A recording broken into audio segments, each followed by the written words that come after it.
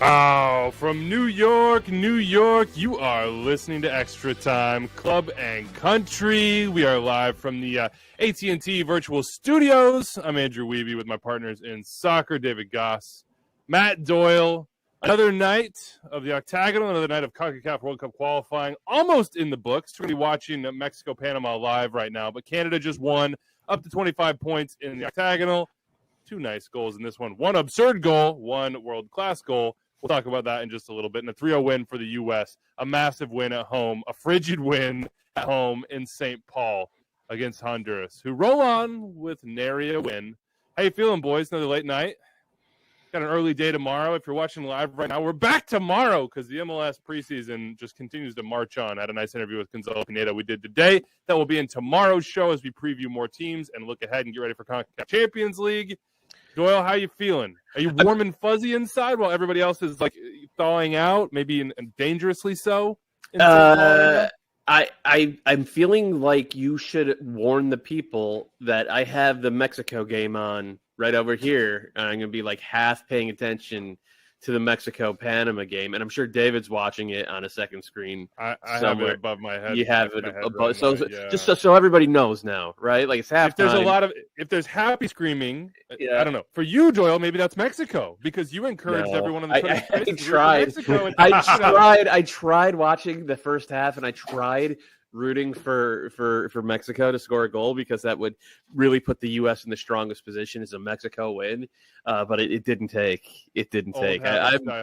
I'm really hoping that Panama pulls off the upset here. That would knock Mexico down to fourth place. That would put Costa Rica just 2 points behind Mexico. The next game for the U.S. in March is at the Azteca. There'd be a chance to absolutely break Mexico's heart. So I think that's what I'm rooting for now. But we should probably talk about the U.S. and Canada games before we get too deep in the weeds on that. Yeah, if you hear us screaming, uttering, saying expletives under our breath, that's probably us watching this game as well. It was a big night for Greg Berhalter in the U.S. It was a big night for Canada, who just continued to roll on. 25 points here after this 2-0 win in El Salvador. El Salvador almost didn't play this game, then they did. It was a very short period of, discontent, of striking from the El Salvador players who felt disrespected, who felt, probably underpaid by the federation and said, hey, we're not going to play, and then they came back and did. They've had they punched above their weight in qualifying. 9 points here, but they will not be going to the World Cup unless something insane happens. I think they're right on the brink here of being completely knocked out. If Panama was to win, I don't think that they would have a chance mathematically, but Canada, it almost looks like certainly going. 25 points, that's 4 clear of the U.S. They would be 3 clear of Mexico if Mexico wins. That's still a long shot here because the performance is not very good from El Tri. Let's start with the U.S. today, though. We've got a lot of people in the mentions today saying, come on, you've been giving Canada enough credit. Enough. The U.S. 3-0 winners in St. Paul. What's the takeaway from this game? Where do you start with this game? Are people really in the mention saying you're giving they are Canada enough? Saying that because those people are wrong. You can't give Canada enough credit. They've fallen 70 spots in the FIFA rankings this year. They're atop the Ocho undefeated. I think only one team has ever gone unbeaten in the old hexagonal. They took 4 points. They won at home and they drew away against both the U.S. and Mexico. You cannot give them enough credit. You're preaching to the choir here. Alphonso Davies and Stephen Eustachio on Sunday. Did Davies? Did he twitch this one or no? I don't know. I did not see any. I don't think he was twitching this one. I think he got the first two went so well that he walked away. Now we will get to Canada. I promise. We will talk about Canada. They're top of the octagonal. It is, it's status quo for them throughout this. But for the U.S., where do you start with this? Do you start with the cold? 4 degrees at kickoff or 3 degrees, depending on how you're measuring. -12 is what it felt like with wind chill. Let's start with that. Like, this game should not have been allowed to take place. And the Canada win over Mexico when it was -17 degrees Celsius, felt like anyway, because of the wind chill back in November, that game should not have been allowed to take place. The games that Honduras schedules in the middle of the day instead of scheduling at night. The heat index is 120 degrees instead of 95. Those games should not be allowed to take place. CONCACAF has to step in and has to make sure that player safety comes first. When it's too hot or too freaking cold as it was tonight, and I know that most players didn't get hypothermia, but 2 did. It's like every federation does this because they think it gives them a home field advantage. Maybe it does, but like the player safety has to come first. So it was kind of gross and kind of hard to enjoy the game. And I think that like that should be understood and underlying any analysis that we provide of how this game played out and what the final score line was and what it means for both these teams going forward. Now, one of the things that you just have to bring up, which doesn't make this better or anything, but in a non-COVID scenario, you don't normally play qualifying between December and February. So even if you go to a cold setup, you're talking about October, November, or March on. It's not normally this bad, and I think that's part of what happened potentially was like two federations in Canada and the US sort of just operating the way they operate. Like Canada has in the past, if they're not playing at BC Place, they have tried to play Mexico outside in October and November. And it's cold, but it's not this bad. So it's I not think dangerous. I think that's part of potentially what happened, and also part of why maybe FIFA doesn't have as good an eye on this because it doesn't happen as much. Now, some people will say, and Doyle said, heat and cold. Honduras, not this cycle, the 2 cycles previous, they played the U.S. at noon local time because it was as hot as it possibly could. And Jurgen Klinsmann thought it was a really good idea to give Omar Gonzalez his debut in that game. But that also is a way in which you could tweak that and say these should be night games when they have lights because if it's safe for the community because the heat as well. So Honduras' manager, Bolillo, before this game, hadn't even been in the hadn't even started. You hadn't even seen him in like 3 jackets and a skull cap and 2 beanies and whatnot. Said it's not normal. It's inconceivable that a power in every sense would bring you here to play a game and get a result. The game hasn't even started. I can't wait for it to end. It's not for enjoying. It's for suffering. And Honduras suffered in this one. And I don't say that lightly. I don't say that tongue in cheek. I mean, there are reports out there that the goalkeeper had to come off at halftime because of hypothermia. That another player had hypothermia. That's what you were referring to, Doyle. I mean, it felt like -12 with the wind chill. You saw the look. I just keep going back to the look that Matt Turner had on his face in the first half when they had that stoppage in play. I don't know. Maybe it was the second half. It all bleeds together at some point. But he runs over and he has this like, I don't know. He gets wrapped in a blanket during a brief stoppage in play. Blanket thing is. I think it's a heated blanket. Because they said that not only could fans bring in like battery powered heating devices. I mean, they had all this set up. There was the huge long email of all the different things that they were doing to help U.S. players and coaches, but also the referees, also the Honduras side, stay warm, stay as safe as possible. But you just saw in his eyes, they're like, oh my God, like this is deep suffering. And that's a dude from Connecticut. That guy's been through it. Timmy Way after the game tweeting, "Love you, Minnesota, but this was me the whole game." And it's Matt Turner's tweet of like, freezing, Jack Nicholson freezing in the cold. Word to everything I love. I'm retiring the next time we have to play in weather like this. What they didn't have to play in weather like that. That's the point to be made. In this, I just hope that the Canadian Fed and the U.S. Federation and the Central. I hope that Concacaf steps in or FIFA steps in and puts like no more noon kickoff when it's 120 degrees. No more, if the mercury drops below 25 Fahrenheit, that's it. You got to postpone the game. And I know that's tough, but that will hopefully make these federations be a little savvier, a little more humane with where they schedule these games and when they schedule them for, because, the player safety concerns are significant in situations like this, and they've been significant in the past, both up in Canada and down in Central America. It comes out of scheduling. You just don't schedule it when you know that this is going to be the case. You say, hey, Concacaf, we don't approve. Yeah. That's not good enough. Switch it up. Find a different solution. Don't do it in St. Paul during that time. Now, it's tough on the competitive side, I would think, because those games got results and the U.S. got results. And so they're happy on the back end of this, and there's pressure off Greg Berhalter in this moment, no doubt about it. Yeah. What did this result mean for the U.S.? 3-0, 3 set pieces. You've got Weston McKennie in the 8th minute going up and getting one, and that really set the tone. It was Walker in the 37th. He wore the armband for this one, and Christian Pulisic laid on, and then they had a goal taken off for a clear offside. But the U.S. created chances. They dominated possession. They did basically everything that you wanted them to do, and honestly, that we expected them to do, because this Honduras team is not very good. Yeah. Is sort of was already broken, basically. Yeah, and the early goal obviously helps that. I just think it was a professional and mature performance from the U.S., and that's not something you've been able to say for 4 or 5 years, because there hasn't been a ton of experience in the team, and there hasn't been a ton of success until more recently under Berhalter. And I think when you look at the way this game was played and what the U.S. did, it sort of takes you back to a Landon Donovan, Michael Bradley, Claudio Reyna type national team of they knew the job. They were able to get it done.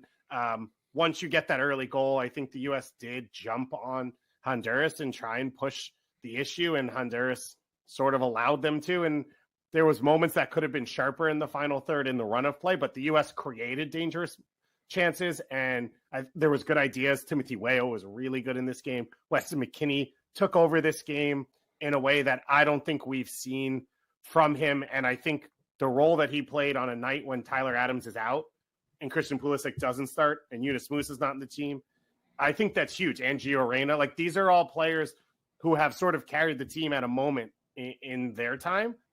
And tonight was Weston McKennie's opportunity. This whole window really has been. And he's shown that he's good enough to do it, that when he's at the top of his game, he can be a difference maker for the U.S. And I think he was a leader tonight. And so there was a lot of really good that happened. And also just the relief of being able to watch a game where they weren't a half kick away from, now you got to do the calculations of, are we going to get to the World Cup? What's the next window look like? All of that. So I think all of that is positive. And the big takeaway, I just think, is the professionalism of being able to handle the moment the right way. Yeah. I'll co-sign all of that.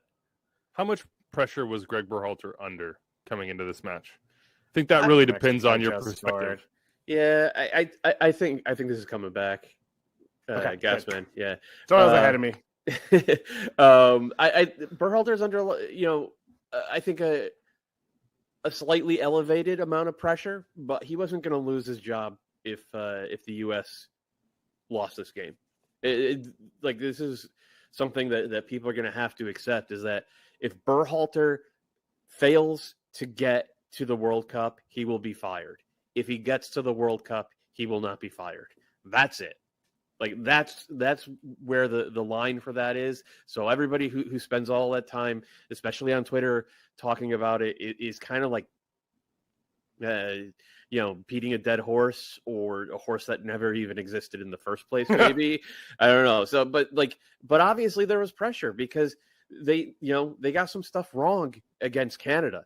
But what was really heartening to me was there was a pullout quote basically in the middle of the second half. John Strong was talking about how, they talked to Berhalter about it. He said they were looking at the tape and they were saying, like, here's the stuff that we're not doing. Here's the space we're not taking. Here's where we're not driving the game forward.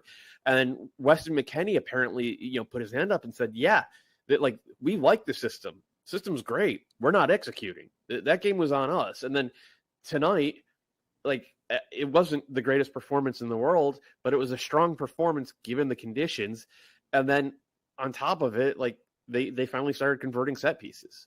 And if this U.S. team, as good as they are defensively and as good as they are with the ball, starts being a dangerous set piece team again, then there's not going to be the types of heart in throat sort of nail biters that the fan base has had to endure since World Cup qualifying started in September. It is also an answer to, what do you do with Christian Pulisic? We've asked this question now for 5 days. We've talked about it for a while. One of the things that we've seen for him is, and this might be more CONCACAF specific, everyone just fouls him. Every time he touches the ball, they foul him. If we're dangerous on set pieces, you're either giving us opportunities that we can take advantage of, or they're not going to foul him. and they're not going to foul him in dangerous areas. And so that's kind of been one of the lapses is like every time he picks up the ball, an opponent fouls him, especially if he's in his own half. Anytime he turns to start going upfield, people just hack him down. That's been the game plan all of qualifying. The U.S. has not scored off a single set piece that has been drawn for a Christian Pulisic foul. So you can keep doing it. If Shaq hits his free throws, you don't hack a Shaq. And so that's one of the things that the U.S. has struggled with, but this could be a really good solution to it and makes them a more dangerous team. We'll get to Pulisic here in a bit. We'll talk set pieces. Who was the standout for you guys? Who was the player that coming out of this, he was head and shoulders above? Was it Weston? Is it Weah? Is it one of the center backs? I missed something. What'd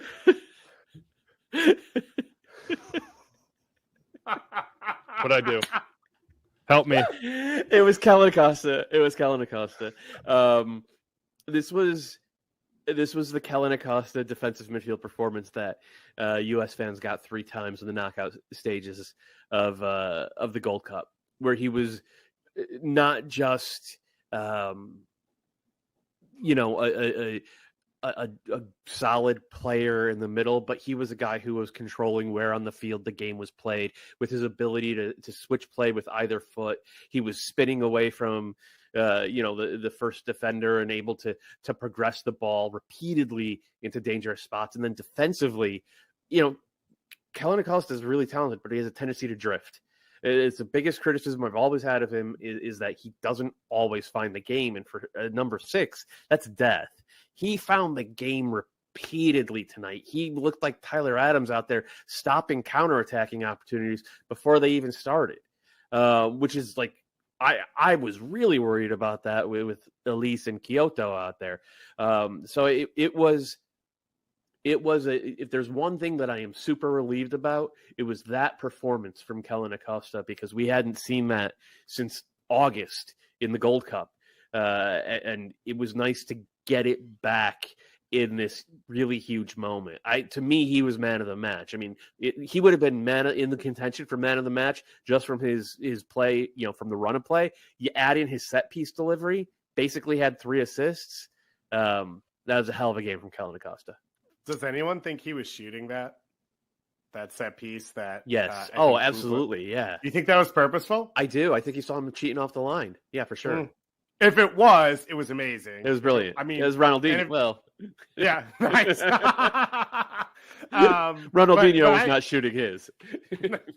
But I agree with what Doyle said, and it actually was.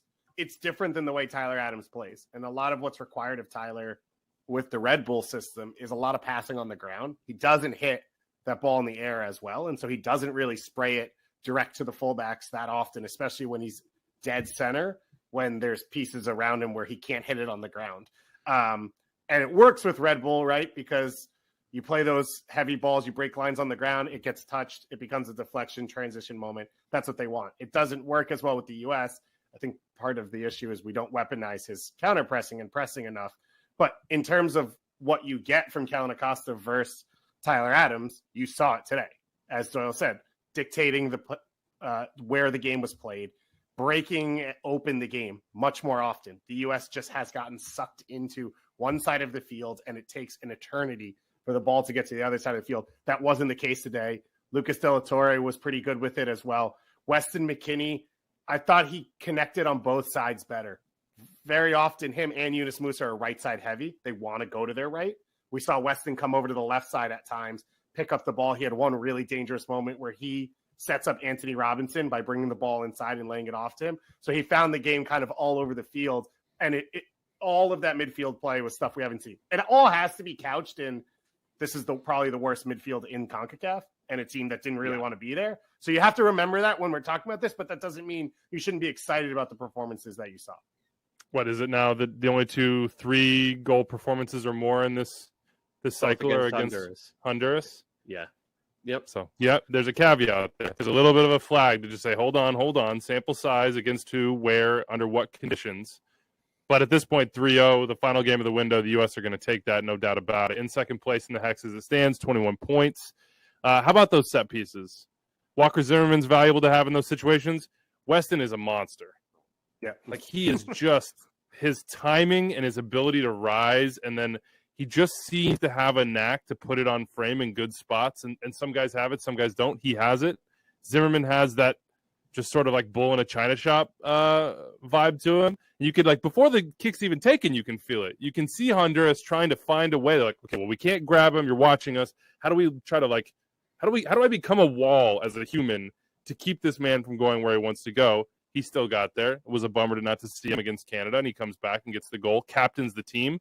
Did you take anything away from that armband? Does it feel like he is locked in now? Or is that armband purely symbolic to you? So, doesn't matter. So from what I understand, the armband is passed around amongst the players on the leadership council who are there. So the first game, it was Pulisic who wore it against Canada. It was Adams, and this time it was Zimmerman. But I didn't even realize Zimmerman was on the leadership council. I was going to say, just him being there is pretty incredible, given where he was a year ago. I mean, not even a year ago. Given where he was in September, he wasn't part of the. He wasn't part of the team in September. He wasn't going to be part of the team in October either, until John Brooks got left out. So it's been, look, he got, I don't want to say his last chance, but it felt like one of his last chances, and he has made more of it than I think anybody really had a right to expect. To me, he's the first center back on the team sheet. He's played better than Miles Robinson the past two windows. He certainly played better than Chris Richards, and hopefully that Chris Richards gets back and to full health and can make that an argument again in March or April. But like, this has been just huge for Walker Zimmerman, and it's huge for the U.S. because set pieces still matter so much, and he's an A++ target on set pieces. And if they're so worried about Walker Zimmerman, that means Miles Robinson is going to have a lesser defender on him, and that means Weston McKennie is going to have a lesser defender on him as well. And I like that. I like the U.S. odds when we got three guys like that, maybe a fourth if Ricardo Pepi continues to improve in the air, that like the U.S. could suddenly be a team that just demolishes you on restarts. And it was nice. Like, that's how the U.S. beat Mexico last year in the Nations League final. That was just like brutalizing them on set pieces. We hadn't seen that since that game. Saw it again tonight, and that was good to see. And what you see from Walker in those moments is he's a big target, but they use him as the screen guy or the rub, whatever you call it. Like, he's not even, it doesn't even start out where he's the one that they're creating space for, but he's a monster in the box. And you see this in MLS too, of just staying around the ball and being ready to react, sort of like a striker, whenever anything falls in the box. And he also doesn't need run up to get lift. So he can set that screen, have Weston come off him, go to the near post, because he can then still get up and beat his man without having a run up to get there. And then you see in this goal, like, there's a reason. Part of it was because Nashville sucked at scoring, that he was their leading scorer, and we joked about it. But the other is he is fairly comfortable and confident in the box, and that's huge. And when you look at the center back pairing, all the other guys that you name either prefer to play on the left side or can play on the left side. And that's part of why you can put Walker Zimmerman down, because Chris Richards can play on the left. Miles has shown he can. John Anthony Brooks is a left-sided center back if he gets back into this team. Aaron Long probably could, although we might be too far away from that. So I think that's part of what Zimmerman. Yeah, and I think that's part of what Zimmerman is. You can comfortably put him in because everyone can fit with him as well. By the way, 6-0, 15 goals scored, 1 allowed for a starting center back duo of Walker Zimmerman and Miles Robinson together. Good. It's pretty One good. of those games. It's not just minnows either. There are some of those in the Gold Cup. There's a 2-0 win against Mexico in there. There's a win against Canada in there. There's a win against Jamaica in there. Now a win against Honduras as well. How about Christian Pulisic? Do we want to tackle that now? I mean, there's so much to go through in this game. I mean, between, like, I thought Lucas De La Torre had some really bright moments. He was great. Pepi had a little bit of a forgettable game, but he broke his nose in this one. It looks like it's like, is it broken? Off. That's what he says. I mean, I'm going to trust him. That's a Brian McBride move. Yeah, that's true. All right. I'm not sure. Right, I like that. Not sure that was a pure Brian McBride moment. He kind of got elbowed in the face on the ground, whereas McBride probably would have won the header and then taken one in the face. But McBride got it in every single way possible. Just got vibes. How about Christian Pulisic? Didn't start in this game. Was he rotated or was he benched, or does it not matter? I say he was rotated. Yeah, and I think he was rotated, but I also think that if he was playing well, he would not have been rotated. Does that make sense? Yeah, I think so. I think it's an excuse. And you heard to rotate.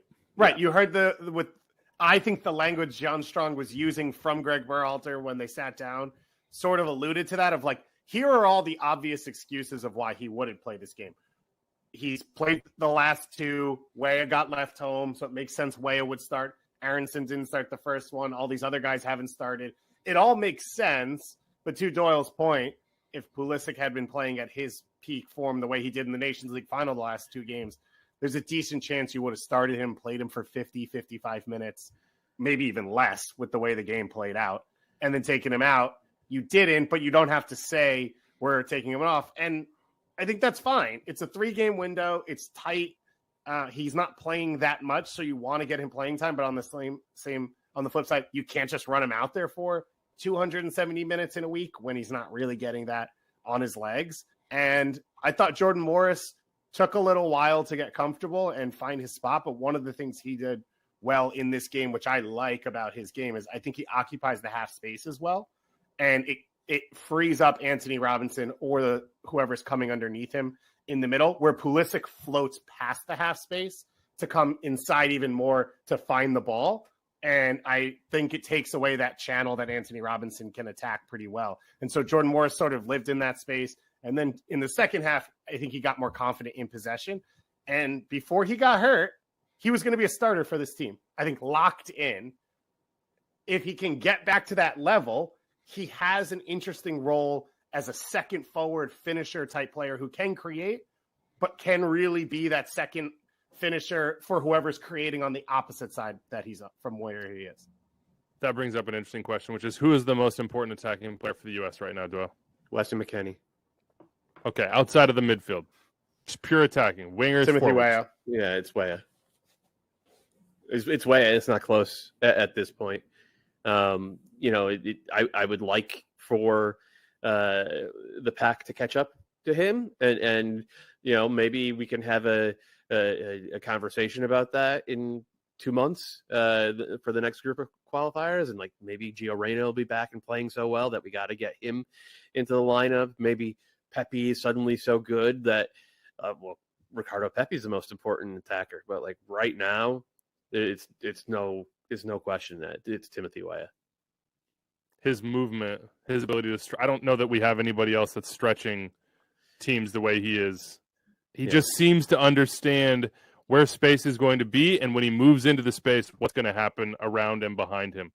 You just felt like so much running down that right side. Get the ball in Weah's feet and then run off him. He's already created the space to receive and be in a positive position, and then he just understands, like, okay, timing, bing, bing, bing. Okay, that's the combination. Okay, I'm going to feint here, cut in. Here's where it's all going to happen in front of me. The sad thing is that he just hasn't been able to stay healthy enough to do it consistently for both club and country. Like my hope is that we see that through the World Cup, is that this is sort of his first extended run of just like, I'm in the team. Don't take me out. You can't take me out. I'm just hoping for him that he stays healthy. But my hope is that Lille sell Jonathan David this summer, and that Timothy Weah becomes their starting star second forward, because they play a 4-4-2. I would prefer he played somewhere where he was a full-time winger, but second forward in that system actually works pretty nicely. That's what I'm hoping for both Canada and the U.S. Real Madrid, are you listening? Doyle's calling you. Real Madrid, pick up. Watch that cash. Where's it at? Yeah, Mbappe and Jonathan David. That's pretty. That's starting to sound pretty fun for us casuals out there that tune into the league every now and then. That sounds pretty fun.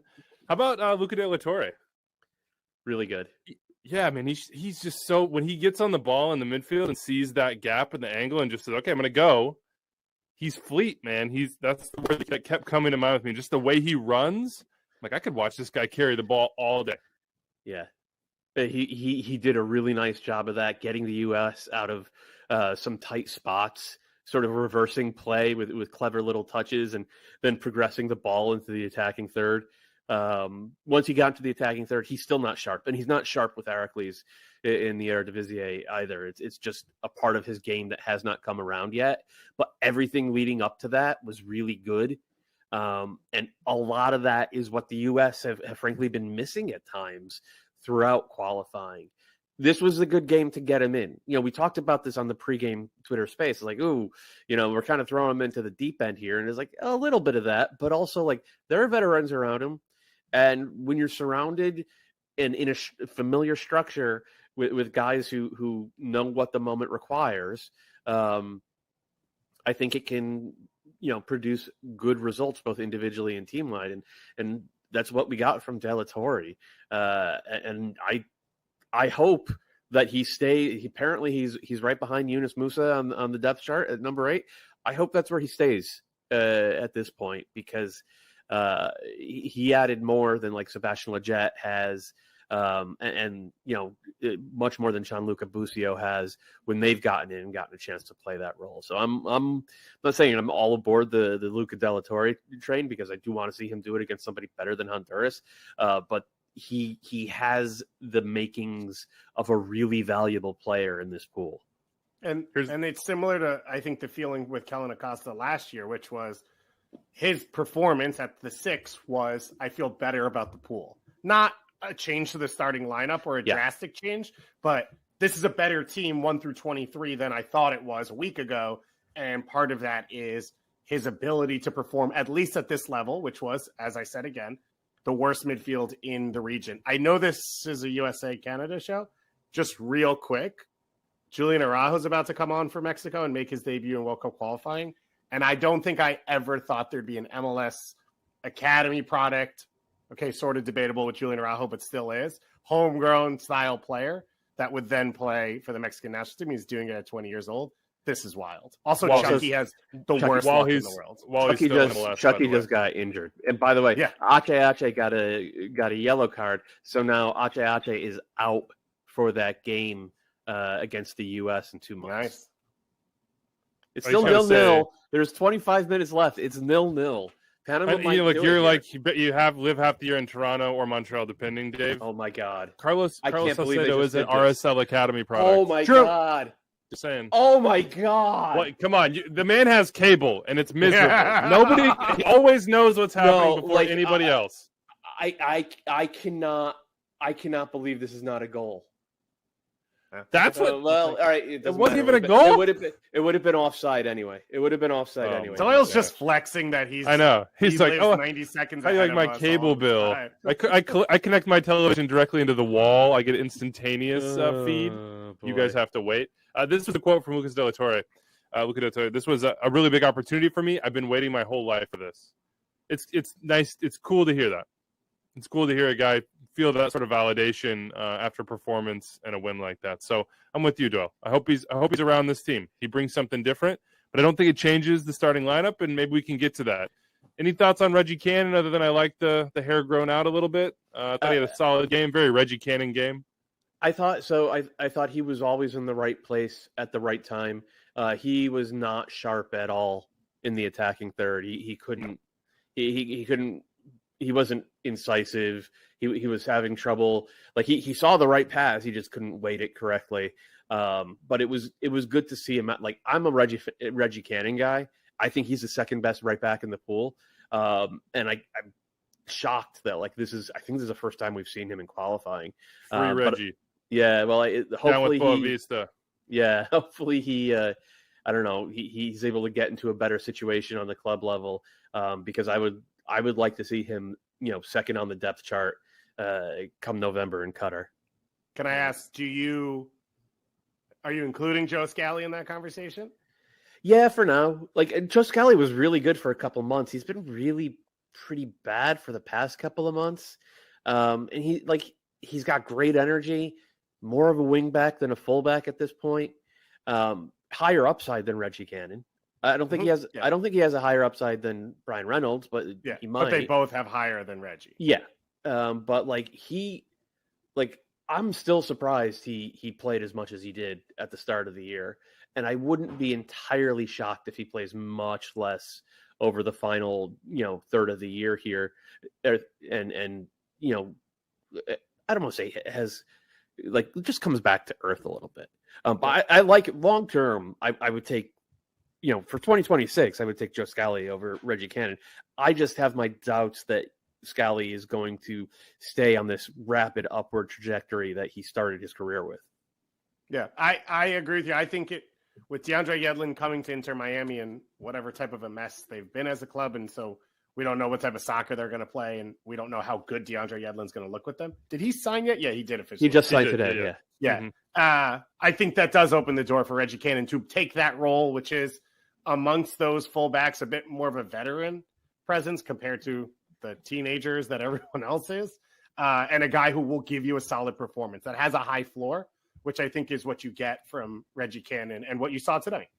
What I will say is that is as much as we all just sang Reggie Cannon's praises, he has never had a game as good for the U.S. as Yedlin did against Mexico 2 months ago. Yedlin was awesome in that game. And it is the best game I've ever seen him play in a U.S. shirt. I've never seen Cannon play that well. My money would still be on Cannon, but it is something to bear in mind. One nice thing for Reggie right now. Just went and looked. Looks like he has, I don't know if won the starting right back job at Boa Vista is the right way to put this, but he's gotten a string of starts through late December, they're playing early January. A back five. He's a right center back. So he's kind of in the Andy Nahar role. It's a little weird. Well, at least he's playing, man. That's been a whole thing. A debacle is probably the way to describe that stint for Reggie Cannon in Portugal so far. Anything on Pepe other than the broken nose? I mean, it's a little bit of an unremarkable game for him. I thought he actually had a couple moments. There's one really good pass that Miles Robinson played into his feet where he came, dropped back, found the ball in a good spot. Robinson hit a really good pass to break lines into his feet, and then he laid it off at the right time. I think he's showing you elements of that to his game. His number one attribute has to be finishing in the box. Obviously, he doesn't finish that one opportunity that fell to him, although I think if he puts it on frame, the defender blocks it because Figueroa or whoever it was had already closed in on him. I would have liked to see him get a goal for himself.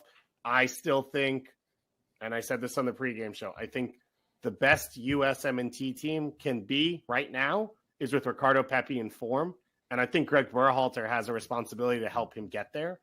And it's not gifting someone opportunities, but it's similar to why you brought Aaron Long into the last two camps. You have a responsibility for guys who you think are part of your group to try and get them in better spots, whether it's changing clubs, getting playing time to show they're ready to move, or just mentally. And so I still think you look at El Salvador at home in Columbus in January in the cold. I think that was an opportunity that Ricardo Pepi could have started in that game, and you were still going to be competitive and win. And Jesus Ferreira misses a sitter in that one. And I would have liked to see him get that opportunity, but I thought you saw some of the rust today or some of the lack of confidence, but you also saw some of why he's dangerous. All right. Any final thoughts on the game before we switch gears and just look ahead real quick to the next window? Just bouncing around. There was a funny moment where Timothy Weah threw like 2 or 3 scissors out down the right side late in the game. And then he falls over. And as they're cutting away, the Honduras defender comes over and says something to him, not help him up. And I think it was like, it's 3-0, man. Like, do you really want to try that? But respect to Timothy Weah, Ronaldinho asked again, bringing his name up. That might just be a strategy to stay warm. You got to keep moving. I mean, Walker's there and said, "Hey, 30 seconds. If you don't move, you might get frostbite out here. So you just start throwing scissors. Go full Eddie Johnson on them. All right, like make sure that you're warm." How did you feel? Any thoughts about Greg Berhalter taking pictures with fans in the 82nd minute, or is that just Definitely a complete nothing burger? Yeah, I thought it was great. I thought it was so disrespectful.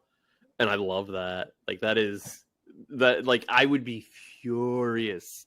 I would be furious if U.S. went to Honduras and the Honduras coach was doing that with Honduran fans. Let's imagine. Let's flip it around. At a noon game, everybody's sweating. There's like possible heat stroke happening, and that happens. That's sort of how it might have felt for Honduras. Is like, we're freezing out here. We got a guy with hypothermia in the locker room, and you're taking pictures with fans. Like, It's a strange moment. I don't have a big problem with it. I mean, look, if you want to get mad about something like that, by all means. We got 3 points, and was it a little disrespectful? Maybe. Was it just something that was done in the moment? More likely. I don't got a problem with it. Greg Berhalter is going nowhere. The U.S. is going to be second, I think, unless Doyle has seen something on this Mexico game that I haven't. It's still 0-0 in the 75th minute. That would mean that Mexico would be on 19 points, U.S. on 21. Going to the final 3 games. You said it, Doyle, at Mexico to start, Azteca, Panama at home, and we better enjoy that one because that might be our last home qualifier for, I don't know, a long time, 6 years maybe? Yeah. If you go to 2028 to start that next cycle, I mean, that's a long time away. So if you're going to go to that Panama game, savor it, and then at Costa Rica. Those are 3 interesting games because those are 3 teams below the U.S. right now in the standings, all fighting for 4, 3, 2, and not 1, you'd assume, because I think Canada, if they win a game in their final 3, they're going. It's done. It's set. They're on 25 points right now. How I comfortable? think Canada has clinched 4th too. Oh, so at a minimum 7. Yeah, I don't think so because it's not 9 points. Yeah, I don't. Think no, because it's so. not to Panama; it's to Costa Rica. So yeah, it is 9 points. Correct. They can't fall below 4. Yes, you are right about that. Mm-hmm. How comfortable do you feel? You feel good? Everything good right now with the program? For the U.S., I mean, besides Canada now, the 2 toughest trips in Concacaf, we have never won in Costa Rica. Now, they don't play at Saprissa anymore, although they could if they wanted to. But we've never won there. And Mexico is as tough a trip as there is. So there's still danger in what's happening. I trust this U.S. team to be able to get results against these opponents head-to-head. At a minimum, I think they're capable of picking up a draw in Costa Rica and in Mexico, in which you then dent those teams' ability to jump you, and Panama at home the same. I mean, you really just have to not lose those games, and you'll go through. Obviously, I'd like to see them win, and I think what we've seen over the last year is the U.S. has raised their game to Mexico's level every time we've played them. It's been the best soccer we've played. It's been obviously the 2 big results in the final and then the World Cup qualifier, Justice Era. So you have to have a level of confidence there. You also will have MLS players who are closer to being in form. Brendan Aronson also is on a layoff right now because I think the Austrian League was off. So that's another guy who will be closer to form. You hoping Pulisic's getting minutes. Pepe finds his feet. So yeah, I think you should feel good and feel confident. I think they did their job this window, and they've put themselves in a good spot for the final window. What 11 would you run out against Mexico at Azteca, Doyle? I would not go. Rather than give you names, I will say I would not go with the first team 11. In the that Panama game's the big game. Yeah, the Panama game is the big game. You want everyone fresh for that, and then you could run that 11 out if you still need to at Costa Rica for the final game of qualifiers. So I would go into Mexico. Kellen Acosta's played in the Azteca before. He's starting that game. Tyler's coming on. Tyler is going to start the next 2 games. Luca De La Torre, you made your World Cup qualifier debut at home against Honduras. Well, now the opposite end of the spectrum. Your second game is going to be on the road in the Azteca. I'm not starting Weston McKennie in that game. I'm not going to start our first choice defenders in that game. The Panama game is the most important game next time. So Berhalter has to make sure that everybody is fresh for that game. The best players are fresh for that game. And so I think that has to inform all the lineup choices he makes against Mexico. You've got Doyle, you're ahead of me in time. Did they keep this penalty? Yeah, there's a Mexico PK. Just tell me, Doyle. I just want to know. I don't care. Well, I can see in the little picture over his red shoulder. Goal. I was going to say, if you want to watch the game and you're watching live now, basically one of Doyle's pictures is very reflective, and it just so happens to be at a literal perfect angle. To see, I was watching this game the other day when we were recording. Yeah. So now it's 1-0 Mexico. So if this result holds, then the U.S. would advance with a win over Panama. Yeah. Irrespective of any other result. Well, that's not true, because if Costa Rica wins out, Costa Rica could still leapfrog the U.S. But at the very least, if this result holds, the U.S., if they beat Panama at home, could not drop lower than fourth. So come to us for the least confident delivery of scenarios that you've ever. I mean, math was never my strong suit. We're like, We got to get Rick Laws in here. A lot of pauses, a lot of like internal calculations going on. Like, am I right? Am I wrong? I don't know. Smoke started coming out of my ears. Yeah, exactly. Canada's feeling a little more confident. 25 points. Let's hit them and get out of here. And of course, we'll be back tomorrow with another show, MLS focused. A lot of news to hit that we haven't covered during the international break, as well as more previews to get to. That is the most. Well, first of all, you can't overstate the absolute, honestly, unthinkable nature of this octagonal for Canada. I mean, undefeated, 7 wins, 4 draws, by far and away the best team. You said it earlier, Doyle, and we'll just keep saying it because it's not going to change now. Wins at home against U.S. and Mexico, draws on the road. I mean, that is perfection. Can I perfection. Throw in 2-0 winners in El Salvador tonight? Can I throw in, just to make it even more impressive, they are what looks like will be the only team that played in front of a crowd at the Azteca as well, because it was the only game that was fully open. So not only have they done all this, they've arguably done it in the hardest way, and they've won twice in Central America. They played better than we did at Jamaica, even though they struggled in that game. So they really have hit every single challenge outside of like the first half of the first game against Panama. Without their best player, without the region's best player through this window, without Eustachio at his peak, you would say. Best field player, by the way. Keylor Navas has been pretty damn impressive over the last window. He's literally carrying Costa Rica with Joel Campbell into this conversation. So I think we should say best field player from now on with Alphonso Davies for the next. I'll accept that. Costa Rica on 16 points, just hanging behind Panama right now. They got to be happy to see Panama down. That's what they need. No doubt about it. Will we ever see a goal as absurd, as fortunate, as wonderful as the one that Atiba Hutchinson, again, I always go Atiba Harris. I just can't break this damn habit. I mean, how did he score? It like bounces. Does it bounce off the back of his calf, then off his butt, then maybe off his head, and then spins over the El Salvador goalkeeper? He shoots. It goes off the goalkeeper back at him while he's falling over. I think it hits Zavaletta's leg, then comes off of Atiba and goes back into the goal from the end line. So if anyone's not watching and hasn't seen this somehow, go look it up because it is ridiculous. It looks like the ball's just out. And it's an absurd goal and an epic moment. Definitely also, is glitchy. It's like FIFA when you're like, this shouldn't happen. Like the physics in the game are broken. Like just break this controller and move on. I'll never play this again. Like the ball is just, it's almost like teleporting around. How did it get here? What is this bounce? Also, to be clear, it's a breakaway. Atiba Hutchinson is 38 years old. It is the second half of he's 39 now. Did he turn? Maybe he's turning 39. Whatever it is. Atiba Hutchinson runs the full length of the field to make this play happen in the second half in South America or in Central America in his second qualifier in a week.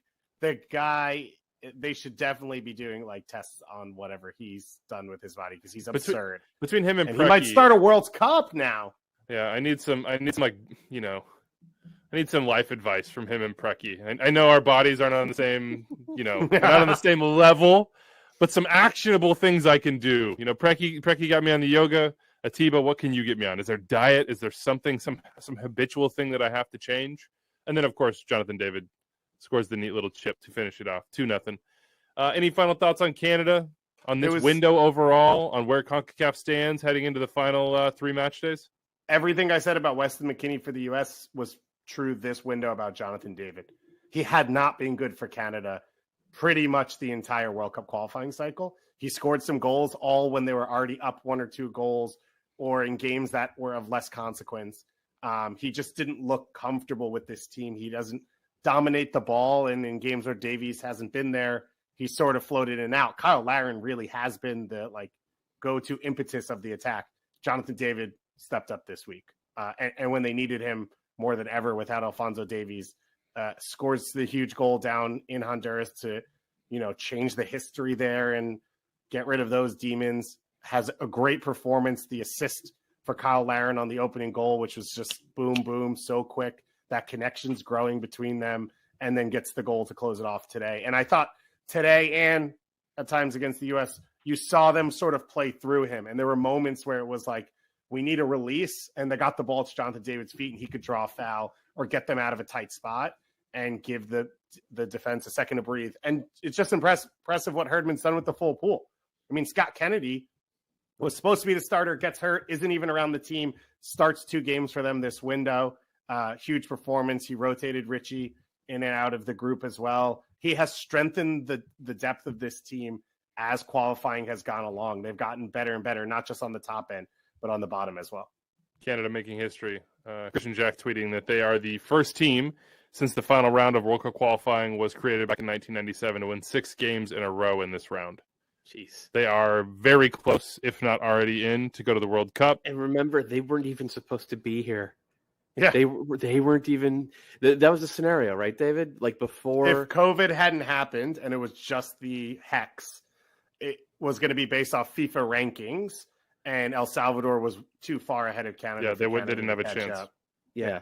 So Canada would have ended up 7th. They would have missed out based upon FIFA rankings because of that collapse in the 2019 Gold Cup against Haiti, and then the loss to the U.S., the big loss to the U.S. in the Nations League semifinals, and they got a man. The door got opened for them, and they took advantage, and they have been the best team in the region throughout. Speaking of FIFA rankings, that's going to determine what pot you're in for the World Cup draw. Canada clawing their way. Yeah, I confirmed. Canada you found it. Yeah, somewhere. yes. Thanks. Canada clawing. Christian Jack once again is providing us with live information as we speak. Thanks, KJ. Yeah, we could do do you want to do the calculations here live? You want to help me You out? wanna Say start the calculating 1 divided by FIFA 2. rankings? No, I think that's it for us. Big wins. You don't want to stay on and the for the US. final 5 minutes of Mexico Panama. And have us watch you watch it. Yeah, we just watch it in the reflection of your photo here behind you. You know what? I think I'm going to pass on that. We got another show tomorrow for you, folks. We are talking to Gonzalo Pineda, talking Atlanta United, doing some other previews, hitting your mail, and of course all the news we've missed over the last week and a half. Subscribe wherever you listen to podcasts. Of course, you can also watch every extra time on YouTube. We appreciate you. We enjoy living this North American soccer life with you. With that, enjoy your night, everybody, or your day. If you're listening tomorrow, we'll have another episode up for you very, very soon. Adios.